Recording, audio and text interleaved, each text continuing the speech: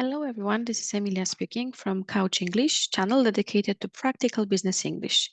Today I'm going to concentrate on the sourcing process. That's the first process which is dedicated to supply chain management.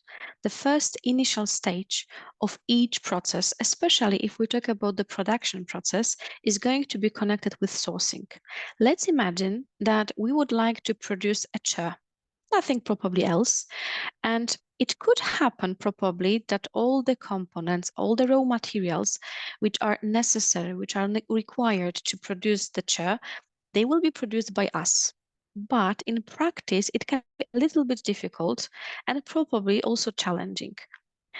So what we are going most probably to do is that we will look for some certain suppliers, vendors, who will deliver to our company some semi-products, some components, some raw materials. And that's how we can start talking about the sourcing process. So the sourcing process is again the initial stage of the supply chain, which means that coming back to that chair, which I would like to produce, I need to think what kind of components I want to produce on my own and what kind of components, what kind of semi-products, what kind of the materials I need to have delivered from any kind of a vendor, supplier. And that means that what I'm going to do at the very, very beginning is that I'm going to enter the market. I'm going to source that market. So I'm going to search for any potential vendor, any potential supplier to initiate contact and, of course, collaboration with that vendor.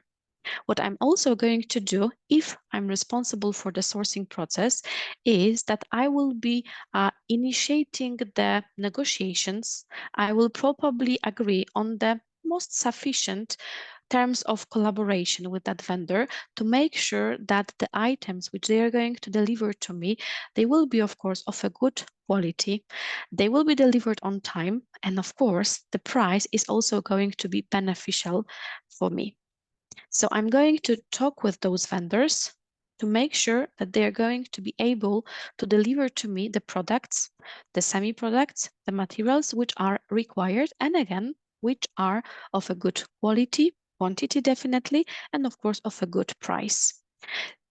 The thing which is also very, very important in terms of sourcing is that if I'm the person who works in sourcing department, so again, that kind of area of organization which is initiating collaboration with any potential vendor, if I work in that kind of department, I have to be not only a good negotiator, but I also have to have a very good technical, specific, professional knowledge. Why is that important? Let's imagine that when I'm going to explore the market, I'm going to anticipate what kind of trends are going to occur in terms of the market. I will discover that most probably the price of one specific material or component is going to increase. So what I can do if I have good technical, specific, professional knowledge is that I can talk with R&D department. I can talk with the production department and tell them, guys, the thing is that right now that certain component is going to be quite expensive. So maybe we can think some alternative. Maybe we can use some different kind of component. Maybe we can change the technological process. Maybe we can redesign a little bit our production and use a completely different type of the component. And I can't talk with R&D department, I can't talk with production department if I'm not an expert in the product itself, if I'm not an expert in technology. That's why if I work in sourcing, again, I have to have very good high-level soft skills, like negotiations, of course. But at the same time, I really have to have an expert knowledge in the product and in the production process. And then I will be able to propose some changes, for example, in the process, in the product, or in introducing some new alternative supplier and material. What I also do if I work in sourcing is that when I'm observing the market is that I'm also doing the benchmark. So I'm checking, are the prices which I have right now sufficient? Or maybe I can renegotiate, or maybe I can implement, I can introduce some new supplier to our collaboration who is going to deliver to me better products.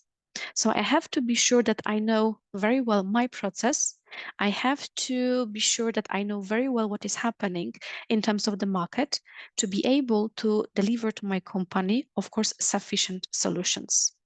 So that's about sourcing as a process, and of course, its definition. But if we talk about that process, we can also talk about different types of sourcing.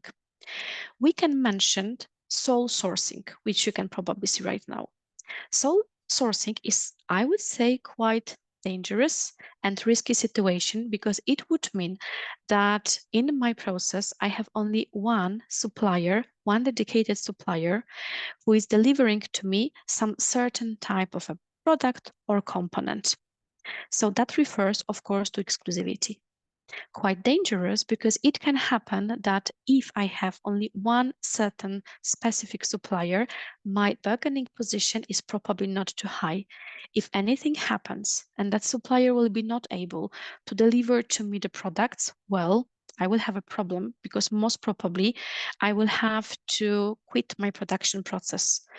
And if I'm not going to have any alternative, it will be really, really challenging for me. That's why most of the companies, as long as it is, of course, possible, and as long as I do not have any very, very specific item, any very, very specific material, I will rather concentrate on dual sourcing.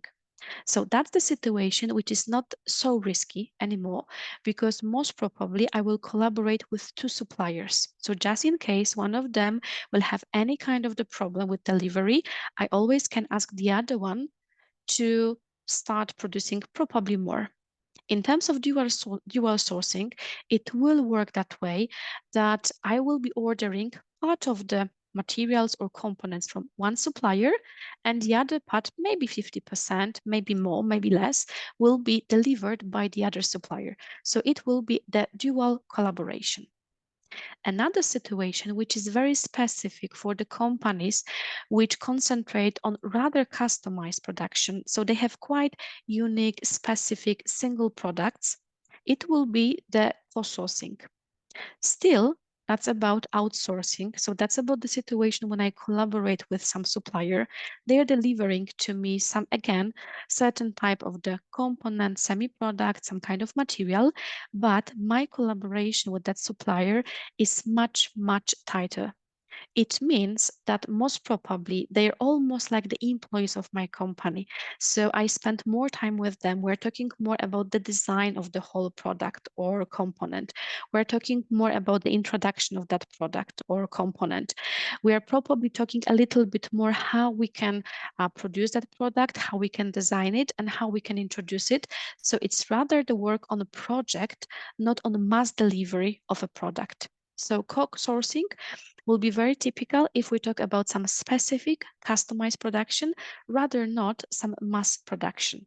Sole sourcing, dual sourcing, and co-sourcing, very typical parts of the sourcing process.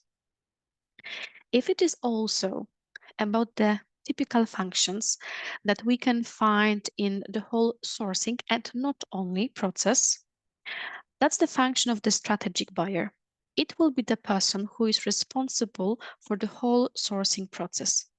So if we're talking about benchmark, if we're talking about sourcing the market, obviously again, if we're talking about negotiating the terms of collaboration, if I want to concentrate on introducing some new supplier to my company, I will talk about strategic buyers. So they will be the ones who start collaboration with any potential vendor, any potential supplier. At the same time, apart from strategic buyers, or in fact, sometimes instead of strategic buyers, I can have in my organization category buyers. The difference is connected with the range and the scope of the components which are used in the production process. Because it can happen that my product is a very, very simple one. And I mostly use some electronics to produce that product, which means that there is no sense to have category buyer because I just need strategic buyer. So the person who is of course still responsible for benchmarking, for sourcing and so on, but This person will be responsible for sourcing only one type of the component. Therefore, strategic buyer will be enough. But if I can imagine that I have quite diverse production or I have quite complicated product, which is going to consist of some electronics, of some plastic components, of some metals, and probably some other categories, most probably, if I'm going to look for the strategic buyer who is going to have wide knowledge in all of these types of categories, it can be quite difficult. That's why I will rather employ category buyers, or we can also call them commodity buyers. So people who are responsible for sourcing, but in specific categories. So I will have one category buyer, or again, in other words, commodity buyer, who is going to be responsible only for plastic components. Another one will be responsible for electronics, and so on. It's connected with something what I mentioned at the very beginning, that people who are responsible for sourcing, they have to have expert knowledge in terms of technology, in terms of the process. That's why probably if they were to combine all the different categories, it could be a little bit difficult. And that's about sourcing. But at the same time, if we're talking about the whole process of buying, we can mention also two other functions, operational buyer and also the function of merchandiser. Operational buyer is the person who is going to step in at the further stages of the buying process.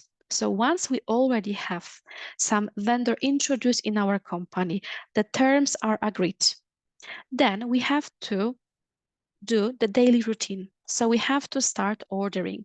We have to be sure that the items which were ordered will be there in the company on time. We have to do the payments. So these daily operations, daily buying is in hands of operational buyer. If it happens that there will be some fires to be put out, then of course we can ask strategic buyer for collaboration, because it might happen that the operational buyer will be collaborating with some specific vendor and there will be some problem, maybe with timely delivery. And in that situation, if in the company we will have both strategic or of course category buyer, and we will also have their operational buyer, most probably operational buyer will address any kind of issue to the strategic one because some support is required. Another function is merchandiser. That's the person who most typically works in some distribution center in the warehouse. And this person is responsible for inventory. A quite typical function connected with merchandiser is related rather to, for example, fashion industry, because that's quite fast type of the industry. So all the time we have to check, how about the stock? Do we have the proper level of stock? Do we have all the items available? And merchandiser will do that. So checking availability, making sure that all types of items are there on stock, it will be something in terms or in hands of merchandiser. If in the company we're going to have both functions, operational buyer and merchandiser, once the merchandiser is going to observe, oh, we don't have some certain type of the product, component, material, then that person will report it to operational buyer, because operational buyer will have to increase the orders. So that's about different kind of functions which can be met again, not only in sourcing, but also in the whole process of supply chain in terms of buying. And that's why we can talk also about the procurement and purchasing. If it is about procurement, it's not so much common anymore to use that name because it was simply replaced by sourcing. So quite often, if you want to read a little bit more or get a little bit more knowledge about the buying process, you will right now find the name sourcing, not procurement anymore. But for many years, that term was used interchangeably. Or in fact, procurement was the first one which was used. So again, that's about the beginning of the process. And then if it is about the operational buyer, so those people who are responsible for daily ordering, it will be something what is related to purchasing. So procurement like sourcing, and then we have, of course, purchasing department. Another terms which are quite popular, if it is about the whole buying process, those are the terms like direct materials or indirect. At the beginning, I mentioned that we can, for example, produce chairs. So let's imagine that probably if we produce the chairs, we need some kind of a timber, we need also some kind of fabrics, which are the components of the chair itself. Those are the direct materials because we use them for the production of a certain product. But apart from that, if we want to produce any kind of a product, we need something more apart from that product itself. Because we need some tools, we need some machinery, and we need to buy those tools. We need to use them to be able to produce. So let's say that if I concentrate on those tools, they won't be the part of the product itself, but still they will be required to make sure that production is being to be run. And that kind of products or that kind of items, like for example, those tools, they are indirect materials. I also mentioned about different types of sourcing, and I told you about dual sourcing. So the situation that we are going to have two different suppliers, but still responsible for delivering the same type of the component. And if I have such a situation that I would start collaboration only with one vendor, and after some time, I'm starting to have some second thoughts. And probably I make a decision that I need to introduce a new supplier. I will introduce alternative supplier.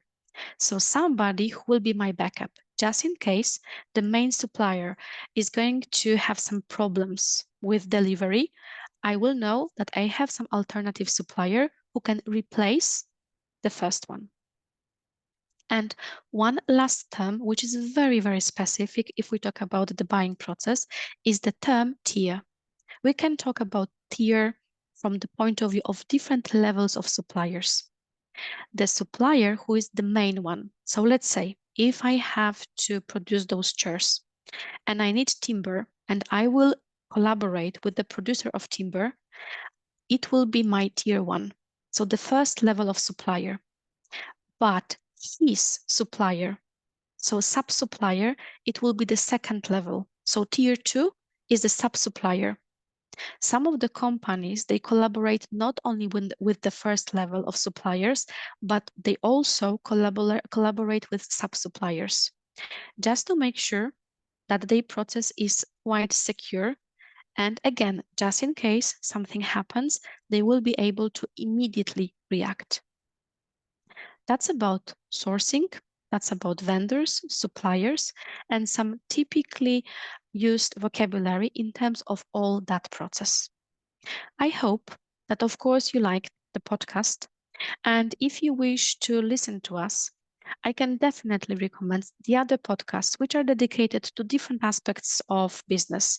There is something about HR, there is something about sales, about production, about marketing, different aspects and areas of business. You can definitely listen to some podcasts, which are a little bit shorter, usually like 15, 20 minutes. But I also run some webinars, which are definitely a little bit longer, and they provide you with some specific business knowledge, and shorts, which is just like 1 minute. So always probably when you have just a minute, then you can listen to them. If you liked the podcast, please subscribe and check what you can find in terms of our YouTube channel. And of course, check what we can offer in terms of not only podcasts, but also different kind of courses. Thank you very much for today.